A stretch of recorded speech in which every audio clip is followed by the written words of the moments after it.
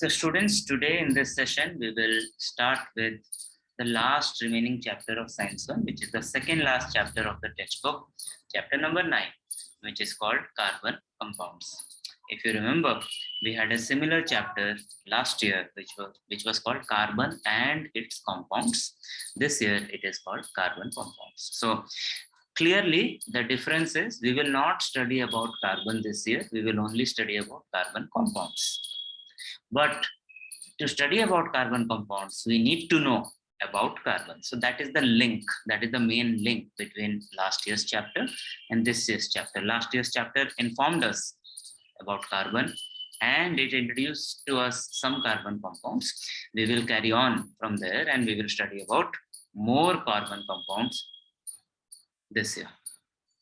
So what we are going to do is what we do whenever we start a new chapter. We will take a tour of the chapter. Then we will look at the basic knowledge that is required for this chapter. And we will start with the first main topic, which is hydrocarbons. Okay? So this will be a information heavy session, and this chapter, when we go through the chapter, we will see how it is very similar to some other chapters of Science 1, where the question types are short and question types are very interesting. There are diagrams, there are formulae, but there is no maths. Easy in a way, and if you understand what's happening, it's very easy. There are formulae which makes things easy for this chapter. So let us begin with a tour of the chapter. Sharing the textbook with you now.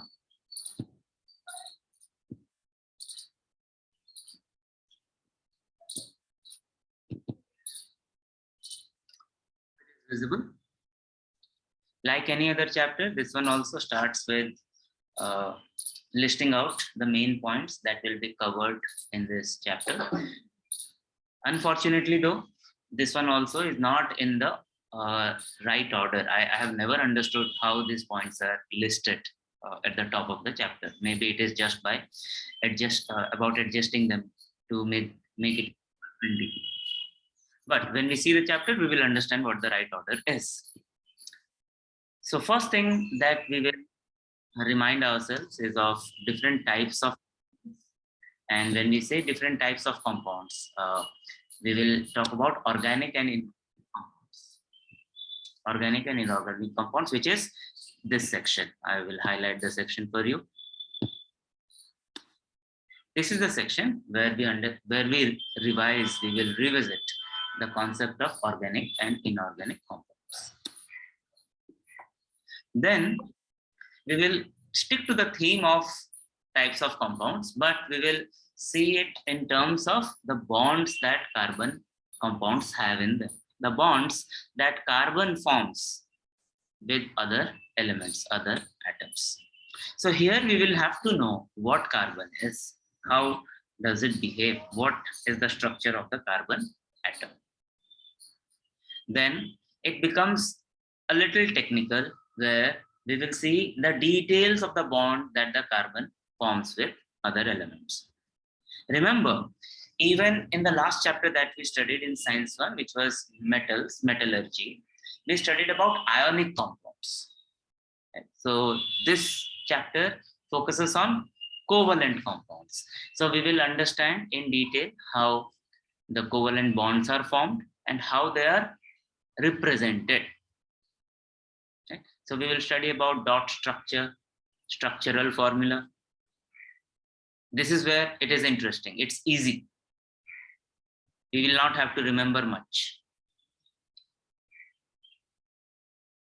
Then we will understand what is so unique about carbon that the entire universe, at least the entire world, seems to be made up of carbon. And definitely all the life forms that we are aware of, they are made up of carbon. Even our body is mainly made up of carbon. Why is that? Why are there so many different compounds of carbon? So this information as to how carbon combines with other atoms, why carbon has so many compounds, will lead us to the main topic of the chapter, is carbon compounds. And when we say carbon compounds, first thing that we will study is hydrocarbons. This is where we stopped last year when we said carbon compounds. We looked at the basic definition of the hydrocarbons. If you remember, we came across these terms called alkanes, alkenes, alkynes, saturated and unsaturated hydrocarbons. And that is where we are picking up this year. So we will study about hydrocarbons in a lot of detail. Things may look difficult, they are not. Then we will look at other type of carbon compounds which are not strictly hydrocarbons. And we will understand that although there are so many different types of carbon compounds in the world, most of them are belonging to specific groups. And those groups we will call as homologous series. We will understand if there are so many different compounds, how do we name them? Nomenclature systems of carbon compounds. We will come across this IUPAC nomenclature system. Very, very formula based. It's like learning a new language.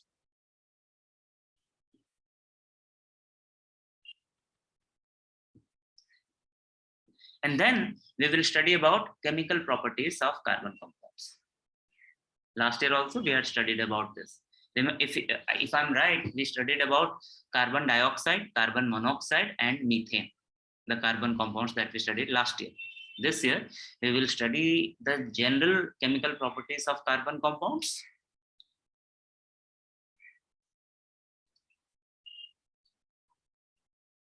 And we will finish the chapter with by studying about two more important carbon compounds. So carbon dioxide, monoxide, and methane we studied last year.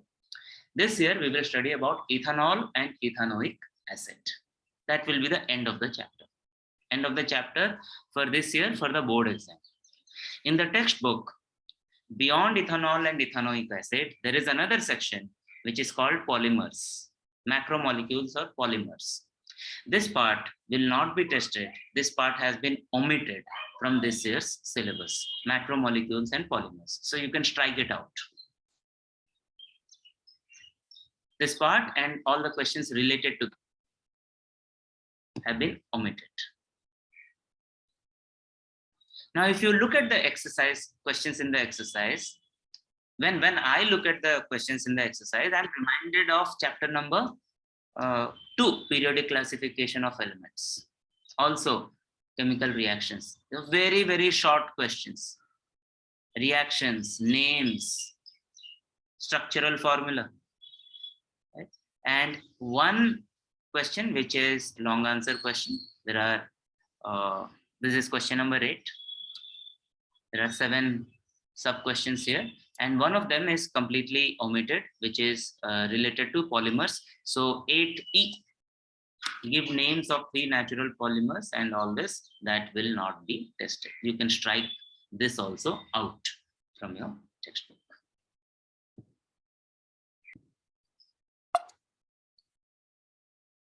So when we looked at the chapter, I think we can write the main points, main contents that we see in the chapter that are relevant to us for this year's exam.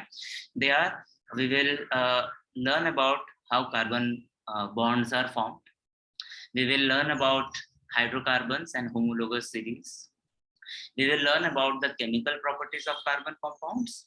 And we will study about 2 specific carbon compounds, which are ethanol and ethanoic acid. Ethanol and ethanoic or ethanoic acid. This is how I see it. These 5 points in this particular order. Hydrocarbons and homologous series will take the maximum time and maximum energy also. Other things are pretty straightforward. If we are ready, let us move forward. I told you we'll start with types of compounds. Traditionally, माने पुराने ज़माने में लोगों when science was not that developed, when we did not have the all the knowledge, when we did not have all the equipments and devices to do the experiments and learn about uh, the chemical substances that we see around us, we thought that there are two kinds of compounds. One was called organic, another was called inorganic. Just look at the name, organic. So these compounds were called organic. They were classified as organic because it was believed that these compounds can only be obtained from organisms. They cannot be made by man. They cannot be artificially created. They cannot be produced. They cannot be synthesized outside the living organisms. All other compounds were grouped as inorganic. That means not derived from organisms, or it can also mean that can be made outside the organisms, outside the living organisms. But it was not that easy. It was not that easy because later we realized that, of course, even the compounds that we derive from the organisms, they can be manufactured artificially. It was only a matter of knowing how to do it and having the equipment to do it. So the modern terminology uses the phrase carbon compounds. Right? Why are they called carbon compounds? Because most of the compounds that are found in this world, except for the compounds that contain metals and that are obtained from glass, sand, all those things, except for those, all other compounds have carbon. So together, all of them are called carbon compounds. Even while we do this, we connect to the older definition of organic and inorganic compounds. So of all the carbon compounds, the carbon dioxide, carbon monoxide, the carbides, carbonates, and bicarbonates. So silicon carbide is a carbide. Carbonate, sodium carbonate, sodium bicarbonate, washing soda, baking soda.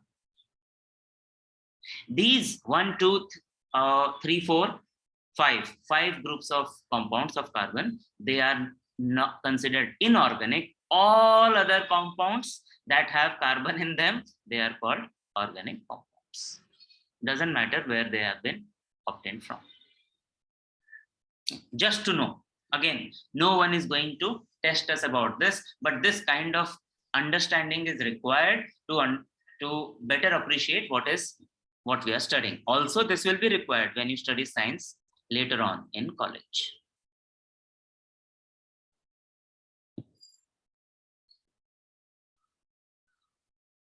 So once we have understood briefly about the classification which uses the words organic, inorganic, the classification that uses the phrase carbon compounds. If we are going to study carbon compounds, we need to know what carbon is.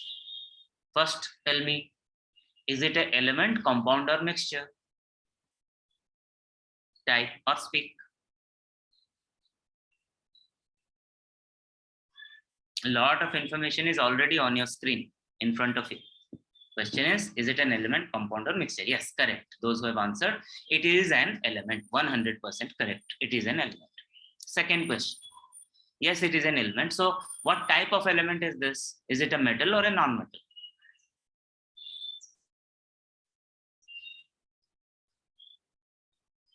Is it a metal or a non-metal?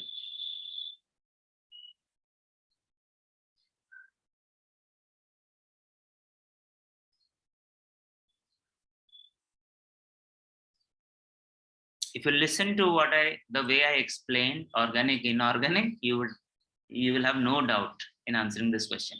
Anushka, correct. It is a non-metal. And you can see it in the periodic table also, where it is. It's a non-metal. Yes, Kharija, correct. We have studied this in metallurgy also. Carbon is a non-metal. That is why we said, although carbon is a non-metal, Graphite is carbon, a form of carbon, but it still is a good conductor of electricity, exception. And we said our compounds made up of metals and glass and sand, they are considered inorganic. Right? So definitely carbon is not metal, carbon is a non-metal. Okay. What is the atomic number of carbon? The answer is right in front of you. It's just a matter of you knowing what to look at. Correct. The atomic number is 6. So either you can look at this 6, which is written below C. Now this 6 can also be written on the right hand side of 6, that C, that is perfectly fine. In our textbook, what happens is one number is written here and one number is written here. Because its atomic number is 6, it means it has 6 protons, 6 electrons. No, it only means it has 6 electrons in its nucleus of its atoms.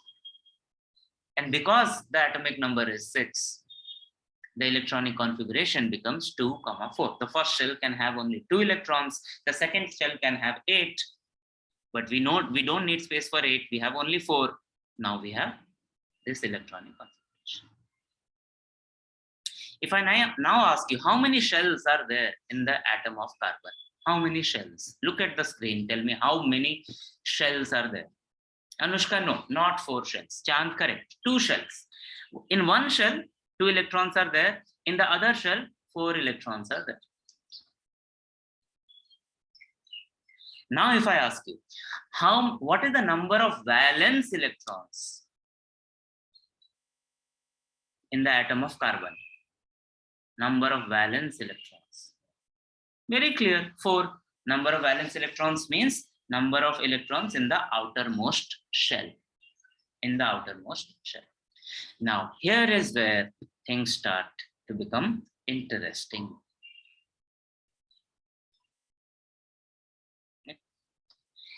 If I now ask you, what is the valency of carbon? Let us see if you remember and how much you remember. This is number of electrons in the valence shell. If I ask you, what is the valency? What will be your answer? I will give you some other examples. If we look at sodium, the electronic configuration is 2, 8, 1, and the number of electrons in the valence shell is 1, and the valency is 1. If we look at, what can we look at? Let me take a very simple example. I will have to look at the periodic table. I keep forgetting things. Fluorine, say. Electronic configuration is 2, 8, 7. The number of valence electrons is 7. But here also, its valency is 1, if you remember, chapter number 2. So the question now is, what is the valency of carbon? Wow, so many of you have given the right answer, right? But I think I would confuse you a little bit and then remember, valency is number of electrons that are gained or lost to attain the stable configuration. So in case of sodium, it is the number of electrons lost. So it is 1. In case of chlorine, it is the number of electron gained to get to a stable configuration. So it is 1 only. So sodium would want to lose this and have 2-8 configuration, whereas chlorine would gain 1 more and get to this configuration. So if the valence shell is the first shell, then we should have 2 electrons in them. If the valence shell is not the first shell, then we would like to have 8 electrons in them. So clearly, carbon valency is 4. Why? Either it can take 4 more, or it can lose 4 to do this. You know? या तो 4 और ले ले and it become 2, 8, or it loses 4 to be in the state of 2 this here. But nothing of this sort happens. Something else happens. Very different thing happens, and that is where things differ from ionic compounds. Yes, Prachi, very good. You remember. Because I had told you that this definition of valency is incomplete. If you define valency in terms of gaining electrons or losing electrons, then it is incomplete. We have to add another concept to valency, which is sharing electrons. And that is what happens in carbon. Carbon doesn't gain electron. Carbon doesn't lose electron. Carbon atoms share electrons to form the bonds.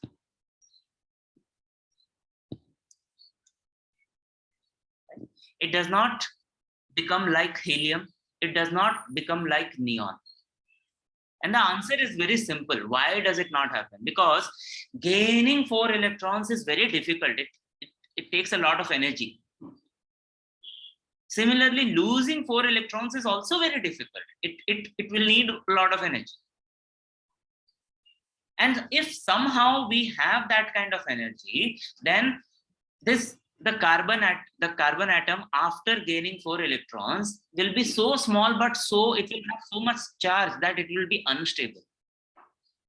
Similarly, if it loses 4 electrons, somehow it gets the energy and loses 4 electrons, then it will be very small and it will have a lot of negative charge on it. If it gains electrons, it will have a lot of positive charge. If it loses electron, it will have a lot of positive charge. And all this small size and a large amount of charge makes it unstable. So it neither gains nor loses electrons. Actually, it shares electrons, and because of that, the bonds that are formed are not ionic bonds, but covalent bonds. We started studying this last year itself when we looked at when the textbook was trying to tell us how sodium chloride molecule is formed. There itself I mentioned to you, remember, there is another kind of bond which is covalent bond formed by sharing of electrons. And these bonds and formation of these bonds are different in another way, that for ionic bonds, the ions are formed, positive ions, negative ions, and then the bond is formed. So the ions have charge on them. The atoms get charge. But in this case, because electrons are neither gained nor shared, the atoms get no charge at all. The atoms remain neutral.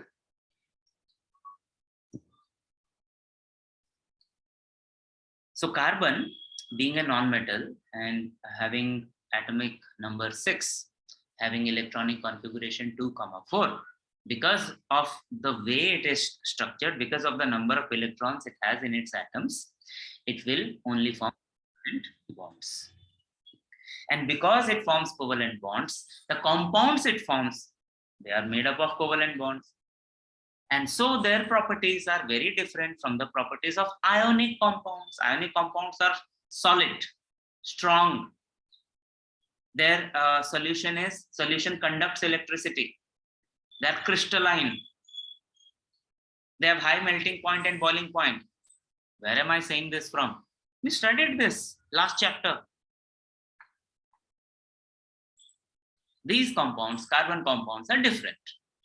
They're not solid. They have a very low melting point and boiling point. They are not good conductors of electricity. Rather, they are not conductors of insulators. They do not conduct electricity because there is no charge. There are no ions, so no flow of charge, no flow of electric current. Basic difference between carbon compounds and ionic compounds. Carbon compounds have covalent bonds. The formation of covalent bond is very different from the formation of ionic bonds. Once again, a quick reminder, we studied about Na combining with Cl, and structurally we showed that Na loses an electron which is gained by chlorine. So we get Na plus, we get Cl minus, and a bond is formed that forms the molecule of sodium chloride, common salt.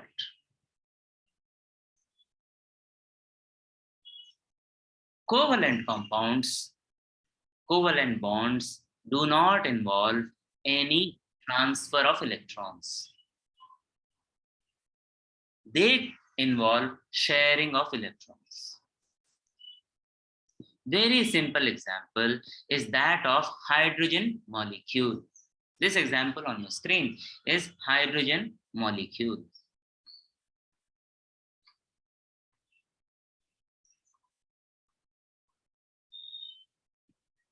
Hydrogen is the simplest atom. It has an atomic number 1. That means it has only one electron in its around its nucleus, not in its nucleus. Sorry if I said that before. Electrons are outside the nucleus.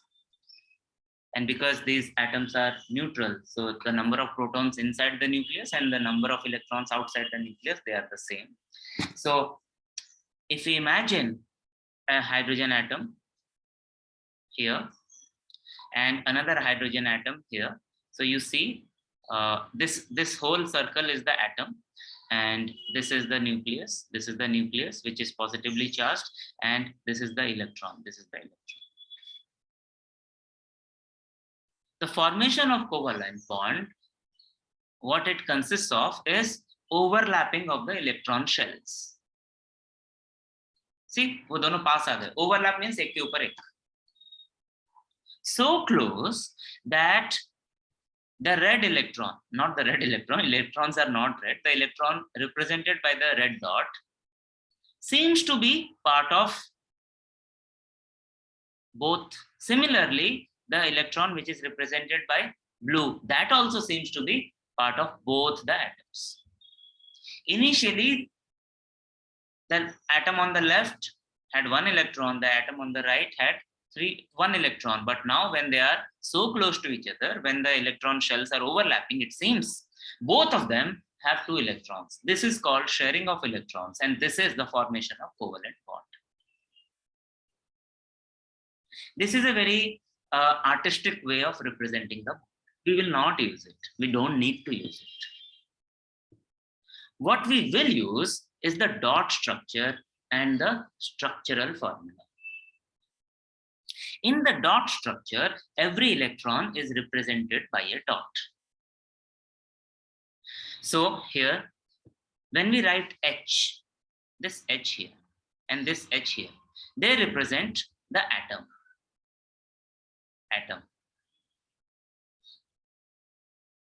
The dots here written in between them, they represent the electrons. So what we can say is we had a H, we had another H.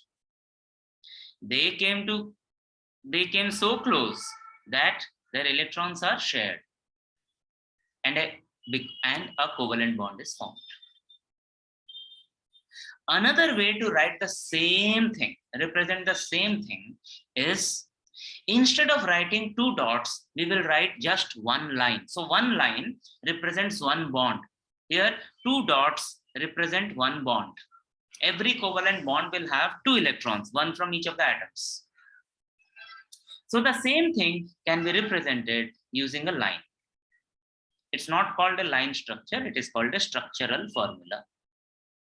This is the most common representation, structural formula.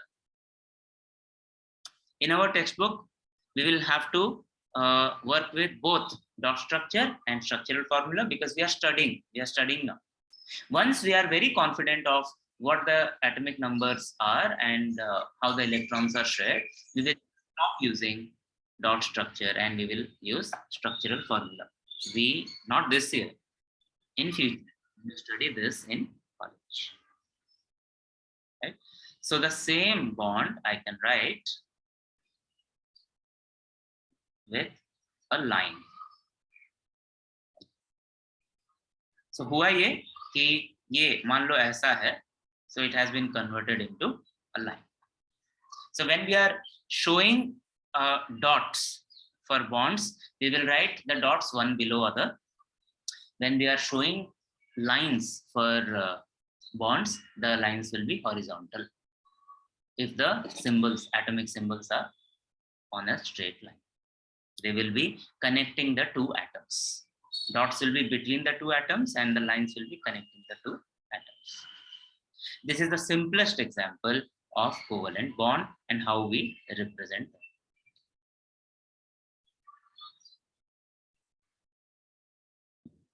More examples of covalent compounds. Two other very simple examples are the examples of oxygen molecule and nitrogen molecule. So in case of hydrogen molecule, two hydrogen atoms come together and one electron from each of them is shared between the two.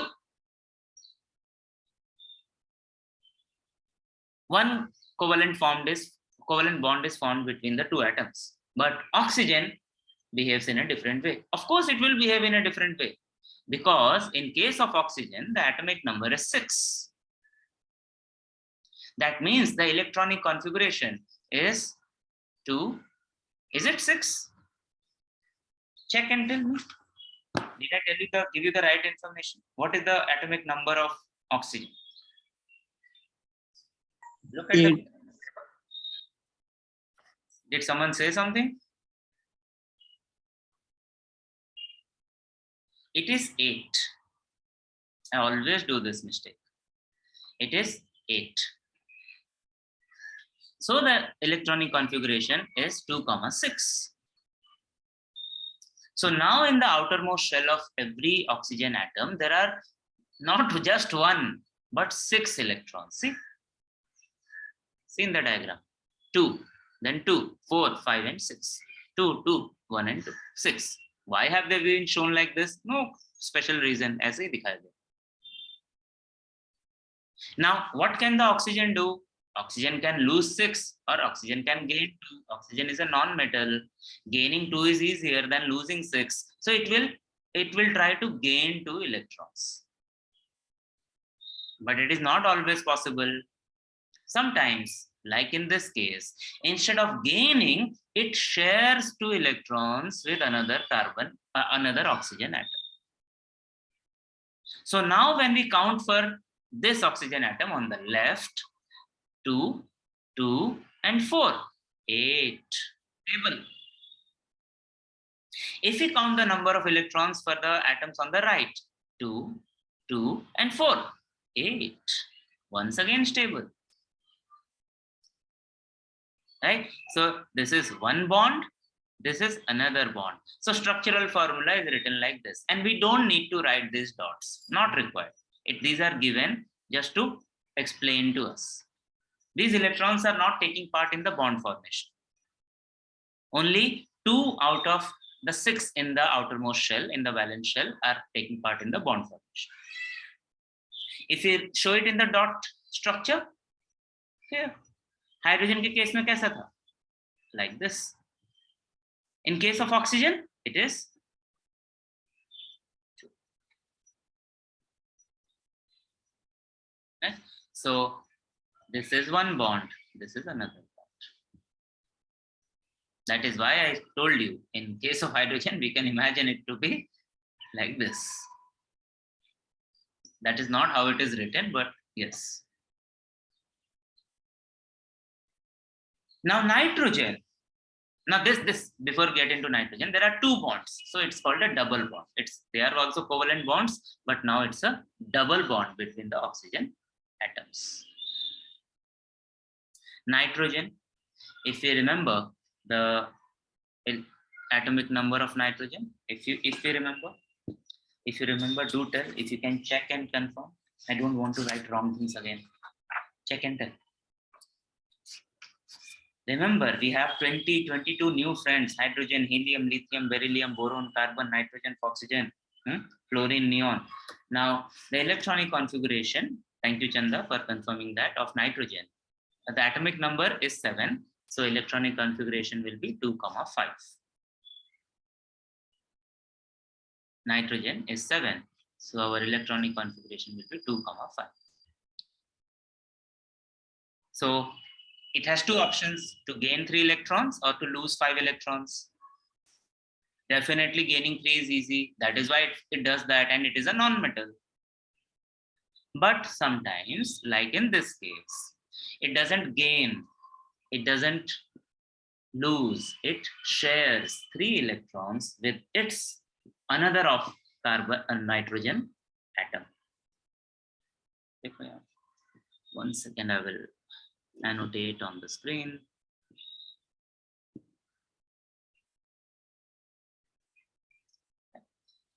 So once again, we have 2 nitrogen atoms, one on the left, one on the right. The configuration is 2, 5. So in the valence shell, we have 5 electrons. Those are the 5 electrons we show in the dot structure. So 2 here, 3 here. For the other one, 3 here, 2 here. Now when they are shared, 3 from 1 are shared. So 3 bonds are formed. 1 bond, another bond, another bond. This is the dot structure. So when we do a dot structure, we will write like this. And when we write the structural formula, we will write like this. So now these are also covalent bonds, but now it is a triple bond. So in case of hydrogen, it was a single bond. In case of oxygen, it's a double bond. In case of nitrogen, it is a triple bond. Understand that we will know how many bonds will be formed only if we know what is the atomic number. So what is the electronic configuration? So what is possible? So no chapter 2 means no chapter 9.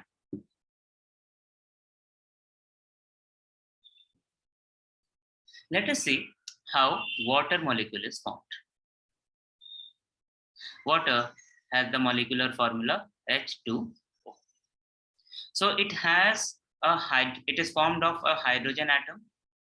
Hydrogen, I can write like this, only 1 electron. And it is formed with not 1, but 2. And it has oxygen atoms. Oxygen, I can write like this. Why did I do this? Because the atomic number of hydrogen is 1, the electronic configuration is 1, and the number of electrons in its valence shell is only 1. Whereas in case of oxygen, the atomic number is 8, the electronic configuration is 2, 6. That means the number of electrons, the valence electrons in the outermost shell is 6. So I'm only showing 6 electrons for the dot structure. Now it says there are 2 atoms of hydrogen in water. So what is happening is, there is this oxygen atom, there is this hydrogen atom, there is this another hydrogen atom. Now you see, these electrons are shared, these electrons are shared. Oxygen wanted 2 more electrons. It had 6 in its outer shell. Now it is sharing 2 more from hydrogen, so 8. Each of the hydrogen atoms wanted 1 more, and they are sharing it with oxygen. So they also have 2. They are very stable. So when we write the dot structure, one way which I use this only. But the textbook will expect you to write like this.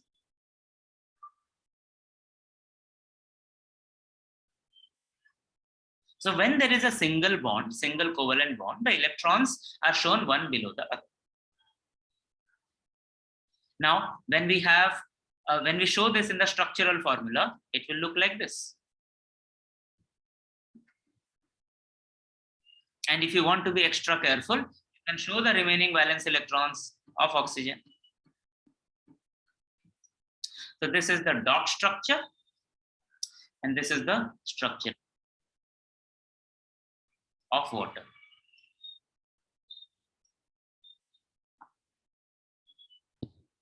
We looked at 4 examples where covalent bonds are formed. Single bond between hydrogen atoms to form the hydrogen molecule, double bond between oxygen atoms to form oxygen molecule, and triple bond between nitrogen atoms to form the nitrogen molecule.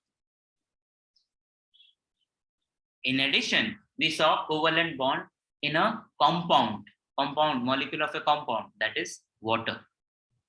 But none of these are carbon compounds. None of these even has carbon.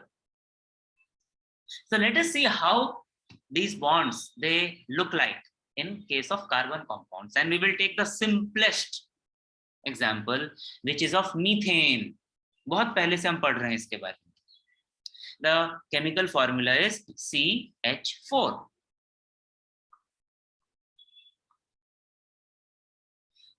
Already we have studied in previous classes what it is, what are its properties, how it is produced in nature, in the lab, everything. Now we are understanding what is its structure. How do we know that a molecule have a covalent bond or ionic bond? If the molecule only contains nonmetals, then definitely it will have covalent bonds. Ionic bonds are possible only by transfer of electrons. For transfer of electrons, someone has to lose electron and someone has to gain electrons. So both metals and non-metals have to be there. If the molecule only has covalent, only has non-metals, then definitely the bonds are covalent bonds. Now carbon, we just now saw, has the atomic number 6. So electronic configuration is 4. That means there are 4 electrons in its outermost shell. Kahan wale? 1, 2, 3, 4. 2 are inside. These 2 are inside. Hydrogen, electronic configuration is 1. So 1, 1, 1, and 1. Each of the hydrogen atom needs 1 more electron to become stable. And each of the carbon atoms needs 4 electrons to be stable. देखो कितना बढ़िया maths. Every carbon atom needs 4 electrons. Every hydrogen atom needs 1 electron. Carbon has 4 electrons in its outermost shell. Hydrogen has 1 electron in its outermost shell. Just see the coincidence. And that is why 4 atoms of hydrogen come together to combine with carbon. And this combination happens by sharing of electrons. So the electrons that are there, all the electrons of carbon atom and all the electrons of the hydrogen atoms, which are in the outermost shell, they are shared. 1 bond is formed here, 1 bond is formed here, 3rd and 4th. 4 single bonds are formed. So we get this molecule, methane, dot structure and then structural formula.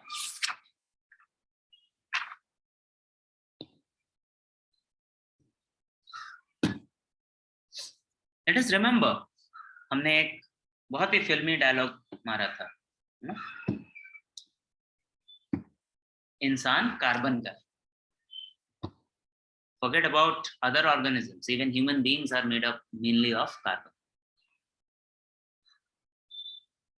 There are a lot of details that are given on page number 113 that talk about there are so many different compounds are there of carbon, and carbon exists in all life forms.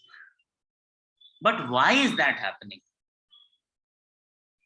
And it is related to why we are studying this now. We are studying carbon compounds not just in class 10. We started studying them maybe in class 7, 8, 9, 10. Why are we studying carbon compounds in so many times in so much detail? The very simple answer is there are so many of them. And all the life forms are made up of these compounds. Even carbohydrates have carbon. Proteins have carbon. DNA has carbon.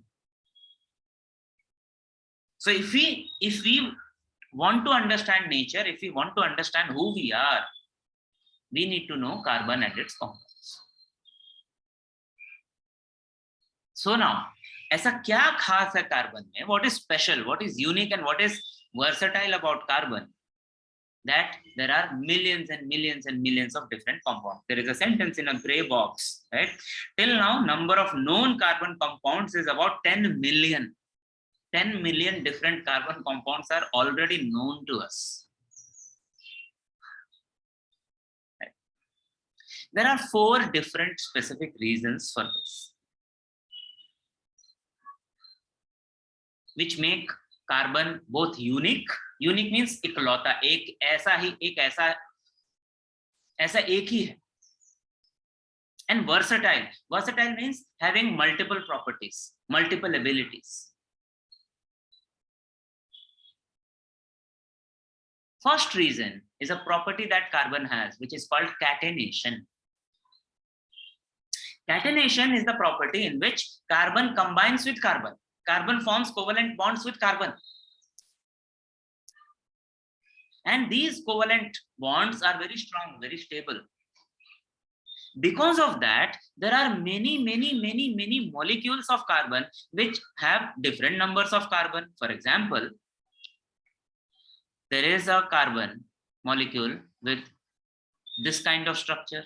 There is another one with this kind of structure. There is another one, this kind of structure. There is another one with this kind of structure.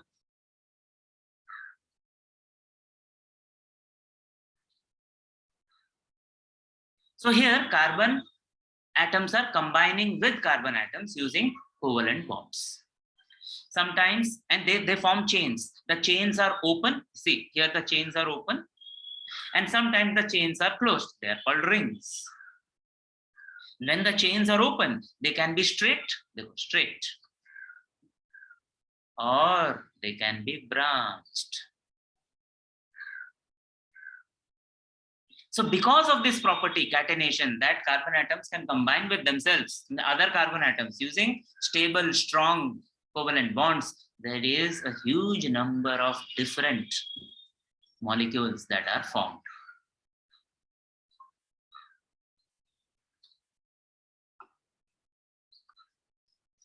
Another property that makes carbon unique and versatile is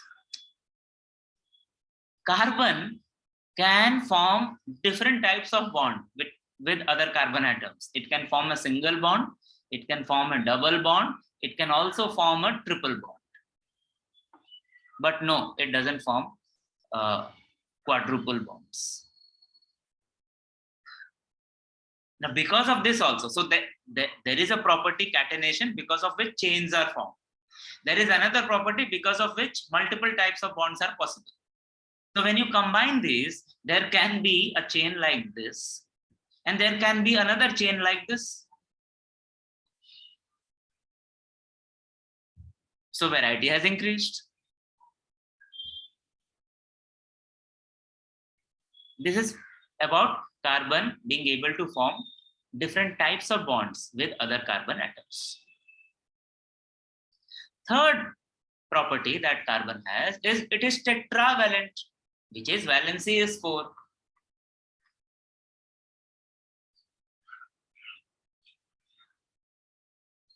What does this mean? What does it tell us? Atomic number is 6. Electronic configuration is 2, 4. That means it can share these 4 electrons. Now, when it's like घर में बहुत ज़्यादा कमरे हैं. So it can combine with many different elements. That is another reason why carbon compounds with combines with so many other elements and different compounds are formed. Once again, first property, carbon atoms can combine with other carbon atoms. Second property, carbon atoms, they can combine with other carbon atoms, forming single, double, and triple bonds. Third property, carbon atoms have a valency of 4, so they are able to combine with various other elements, various other atoms, various atoms of various other elements. So there are millions and millions of different compounds of carbon. There is one more property, which is called isomerism. Very interesting, and you have not come across this before. Let us try understand briefly. We will come across this. We will look at this later in a little bit more detail. Suppose 4 carbon atoms.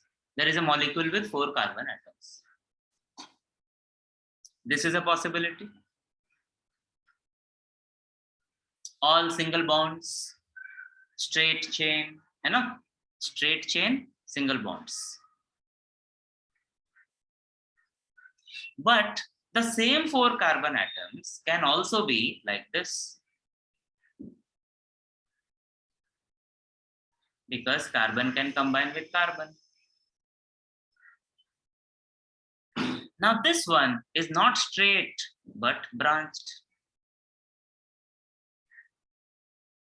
Now suppose this carbon compound has only one other element, which is hydrogen. How will that look? Hydrogen, hydrogen, hydrogen. Because the 4th electron is shared with the carbon. So 2 more hydrogen here, 2 more hydrogen here, and 3 more hydrogen here.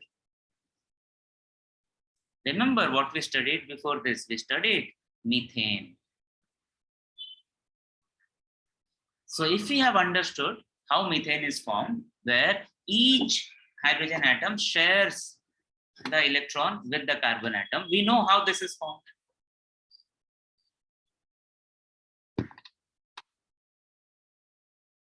But if the 4 carbon atoms are not in a straight chain, but in a branched chain, then what is possible?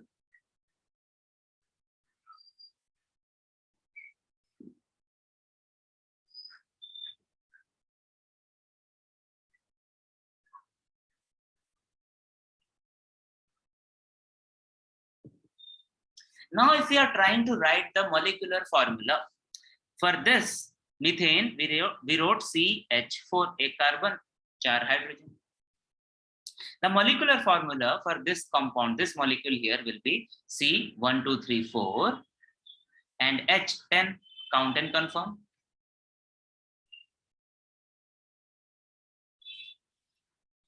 You tell me the molecular formula for the below compound. What should be the molecular formula? Count and tell. Very simple.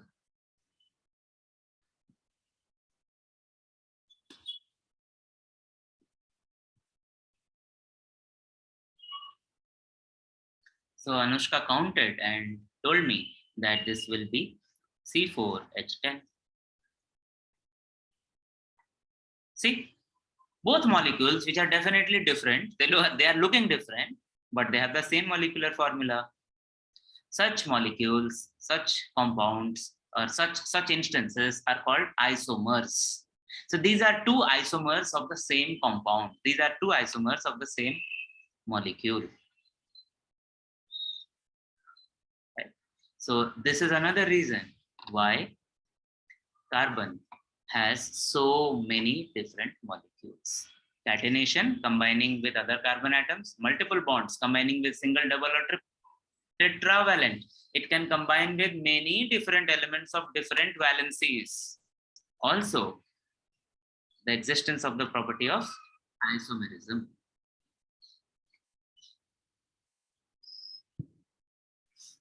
The first carbon compounds that we are going to study, they are called hydrocarbons.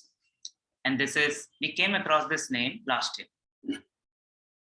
As the name suggests, these are compounds that contain only carbon atoms and hydrogen atoms and nothing else. Nothing else. So hydro from hydrogen, carbon from carbon, so hydrocarbons.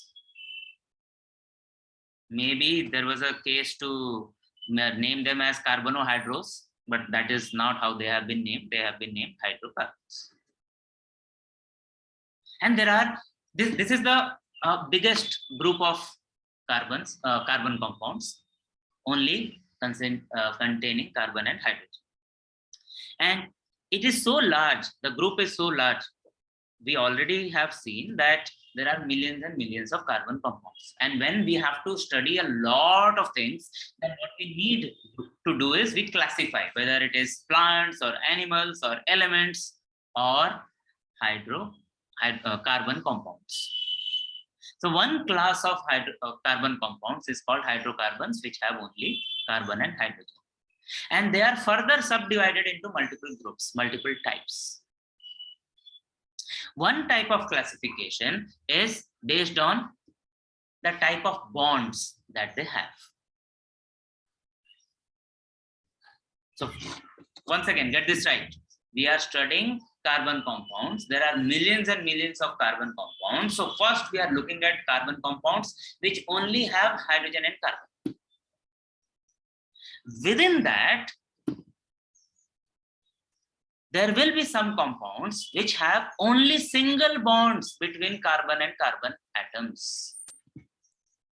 They are called alkanes. Some of them will have at least one double bond between carbon atoms.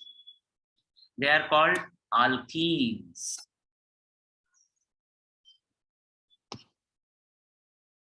And some others will have a triple bond between carbon atoms, at least one triple bond between carbon atoms, and they are called alkynes. I hope now you appreciate why we studied about what makes carbon unique and versatile. It can have single bond between carbon atoms, it can have double bond, it can also have triple bonds. So when hydrocarbons only have single bonds between the carbon atoms, they are called saturated hydrocarbons, or they are called alkanes. When at least one of the bonds between carbon atoms is not a single bond, that is, it is either a double bond or a triple bond, they are called unsaturated hydrocarbons. Saturated, भरा हुआ, जितना चाहिए उतना मिल गया. Unsaturated, मतलब अभी भी जगह खाली है, because there are double bond and triple bond between the carbon atoms. We can add more hydrogen. We will see an example and it will be so much more clear.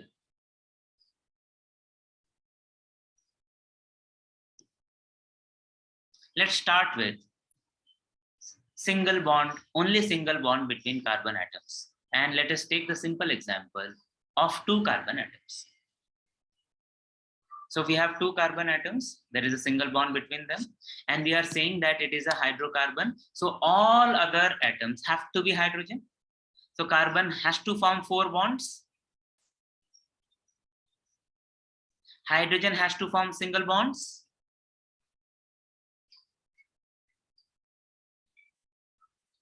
So now we have this compound which is C2H6, which is called ethane.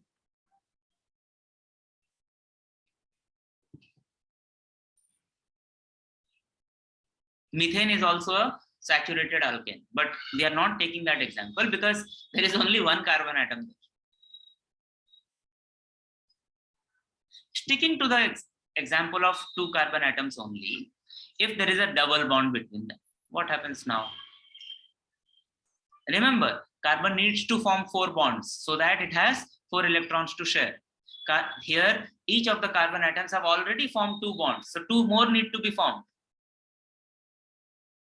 Hydrogen, each hydrogen needs only 1 bond. Now this molecule is C2H4, which is called ethene or ethene.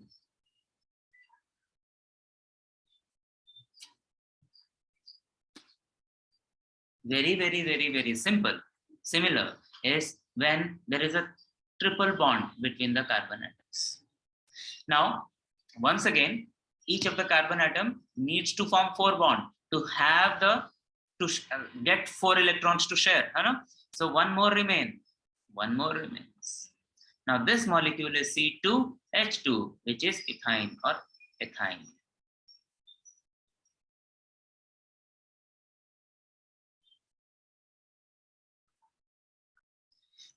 The hydrocarbons can also be classified on what kind of chains are formed by the carbon atoms, by the property of catenation. Is it an open chain? Is it a closed chain? Is it a straight chain? Is it a branched chain? Remember the terminology? Open chain, straight or branched. Closed chain, it's ring. And we will call them cyclic. cyclic. Let us take one example of each. Because we need to have branch and cycles, let us try a bigger compound, say 4 carbon atoms.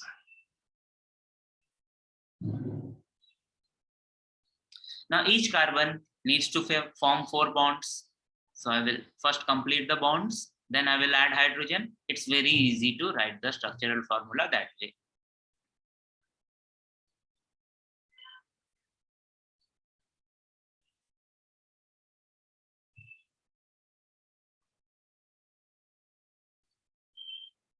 C4H10, correct? This we had seen earlier. Now this is called butane. Don't worry about the names for now. Just focus on the structure and the molecular formula.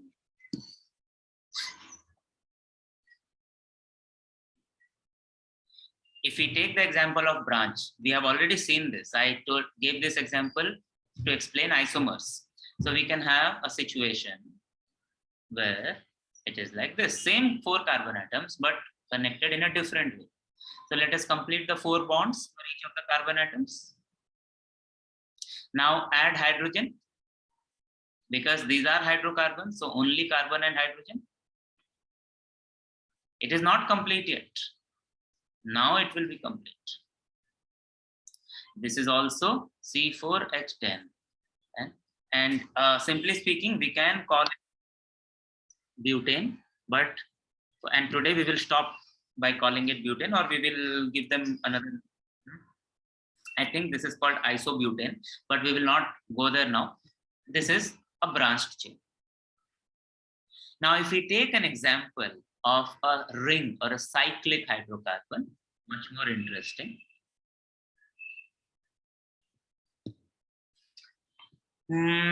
Page number 116. Let us take 6 carbon atoms. Have a hexagon.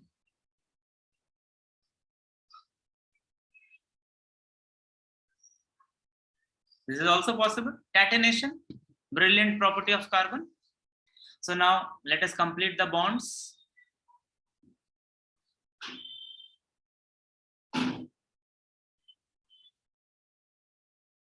Now add hydrogen.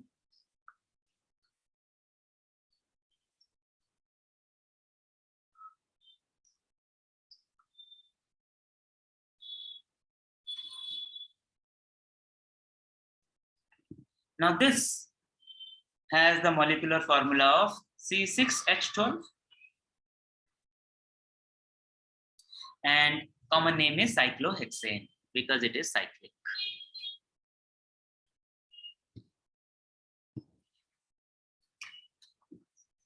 So as I said, don't worry about the names for now. We will look at how the compounds are named.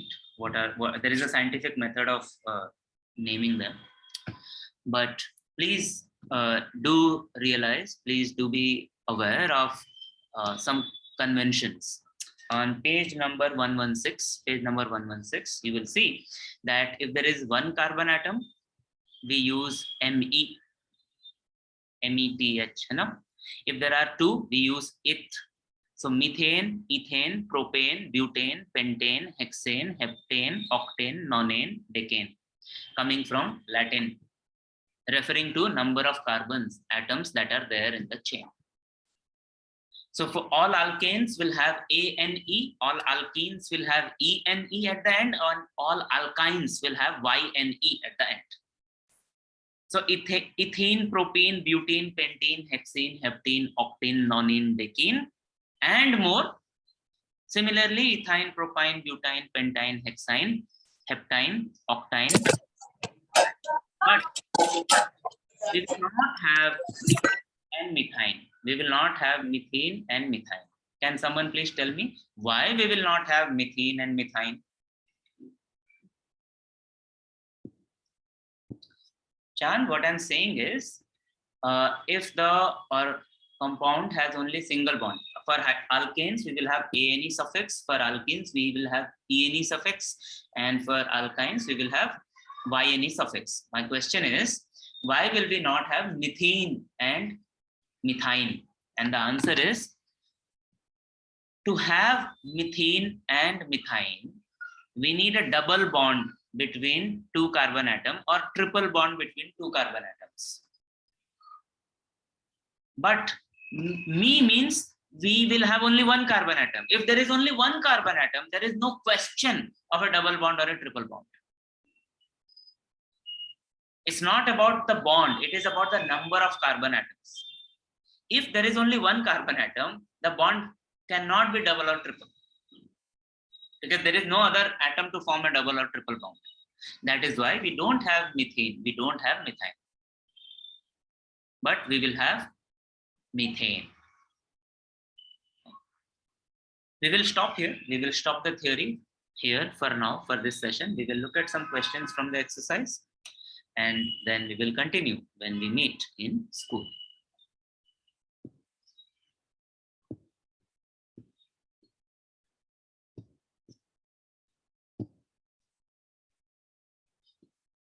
So we have covered in the textbook, we have covered till, where have we? Page number 117, middle of the page, we have covered. Starting from the beginning of the chapter. Based on that, we can answer some questions from the exercise. Question number 1 of the exercise, which is matching, and it contains some things that we already know. So we know what a unsaturated hydrocarbon is, but saturated hydrocarbon is. We also know what is a triple bond. So part of it we can answer, part of it, which is alcohol, we cannot answer. So it's up to you if you want to do this or not. Right? Question number 2, draw an electron dot structure without the circles methane, ethene, and water. This we can do and we will do as part of homework tonight. Methanol is a alcohol. We haven't studied it yet. Number 3, it says draw all possible structural formula for the given molecular formula. We have done this already. Butane. Maybe there are more possibilities. So try other structures for C3H8 and C3H4. We can do this today, tonight. Question number 4.